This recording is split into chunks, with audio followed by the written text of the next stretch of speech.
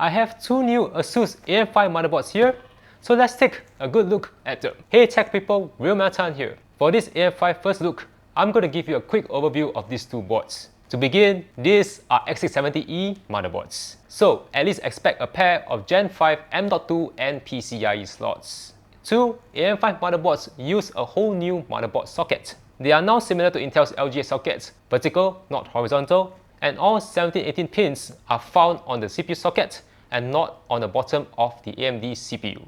Please do not force your AM4 CPUs onto this new socket unless you are in the mood for messing up some fragile CPU pins. It is really amazing how this socket manufacturer managed to squeeze in all 17-80 pins into a square, unlike Intel LGA 1700's rectangle. So I foresee no bent pin situation.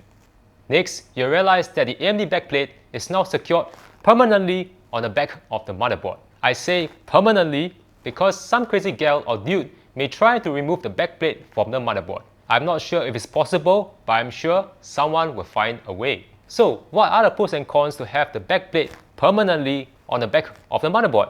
Well, for one, you do not need to hunt for a backplate, and two, you can reuse your AM4 CPU coolers. That said, however, only coolers that make use of the backplate. So, the AMD stock coolers, aftermarket coolers like the R1 Universal, no H7 unfortunately. For water, most AIOs and a custom loop for sure. Before we go on to each board, I have to mention the DDR5 RAM slots. Unlike Intel 12th Gen, there are no D4 or D5 options for AM5. Similar to the CPU, please don't force your DDR4 RAM sticks onto these new slots. The notches on these slots are different compared to the older motherboards. Having no DDR4 may limit options for customers, and DDR5 is still expensive, but it does reduce confusion and is actually a natural progression. We have to move on. Oh, and I forgot to mention, both of them support Wi-Fi 6E. Time for each motherboard. First one on the left. This is the ASUS Strix X670E-F and ATX mid-range X670E motherboard. This Strix F comes with a good number of storage slots, 4 M.2s and 4 SATA ports. No SATA speed halving shenanigans on this one. The top 2 M.2 slots are Gen 5, the bottom 2 are Gen 4. If you want multiple blazing fast, which I'm not sure when they're going to come out, Gen 5 SSDs, use these two Gen 5 slots. Else, you can populate these 4 M.2 slots with Gen 4 SSDs, which is pretty fast actually.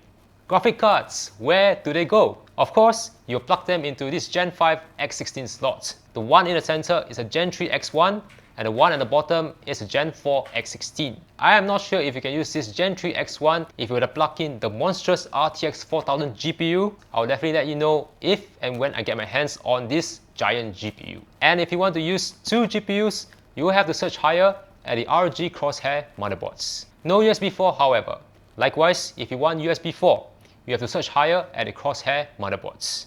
Which brings us to the one on the right. This RG Crosshair X670E-I may be an ITX, but it is quite feature-packed and very innovative. Since we are on the topic of USB 4, let's start with the back I/O. Besides the common I/O ports, there are two USB 4 as well as multiple Type A ports. One of these Type A ports is pretty special, which I will mention at the later part of the video, so do stay tuned. Going to the front, besides the new socket, there are two DDR5 RAM slots. I've got a question. Do overclockers use an ITX board for overclocking? You can let me know in the comments below. Perhaps the mini fan beneath the voltage regulator heatsink is a subtle hint. And by the way, if you're getting awesome value so far, make sure to smash the like button. For storage and expansion, the X670E-I comes with a pair of Gen 5 M.2 and PCIe slots. It also has one Gen 4 M.2 and 4 SATA ports. A pair of full-length Gen 5 slots on an ITX. Come on, that's pretty awesome. But that also means that this board will cost you. But price aside, you can also see there's a gap between the heatsink and to the base of the motherboard. I believe this is to allow adequate air to circulate and cool the Gen 5 SSDs as well as the other components inside a potential PC build. In a small ITX PC, every airflow counts. So I did mention that there are two SATA ports, but where are they? You have this thing.